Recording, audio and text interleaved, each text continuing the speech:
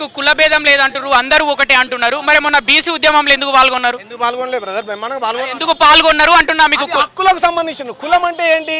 అలా అయితే కవితక్క పాల్గొన్నది, మరి కవితక్క బీసీనా? ఎందుకు పాల్గొన్నది? రిజర్వేషన్లు లేకుండా చేయాలని పోరాడాలి కదా. చెప్పులు తీసుకొని కొడతాం అలా ఎవరన్నా అంటే. రిజర్వేషన్లు అనేవి కుల ప్రాతిపదికన వచ్చినాయి కాదు బ్రదర్, గుర్తుపెట్టుకోండి.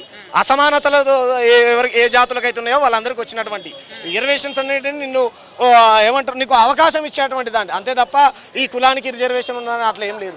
మొన్న బీసీ ఉద్యమంలో అంటే బంద్ జరిగిన రోజు అక్టోబర్ 18వ రోజు కూడా మార్వాడీలు షాపులు ఓపెన్ చేస్తున్నారని మీ వీడియోలు అవన్నీ వైరల్ అయినాయి. అంటే అంటే మీరు చెప్పినా వినలేదా? అంటే మార్వాడీలు తెలంగాణకు వ్యతిరేకం. వాళ్ళు బీసీ బిల్లుకు 42% రిజర్వేషన్స్కు అనుకూలమని నేనైతే అనుకోవట్లేదు. నేను కంపెనీలోకి వెళ్ళాను కదా, ఎందుకు పని చేశారంటే వాళ్ళు బదలేదు.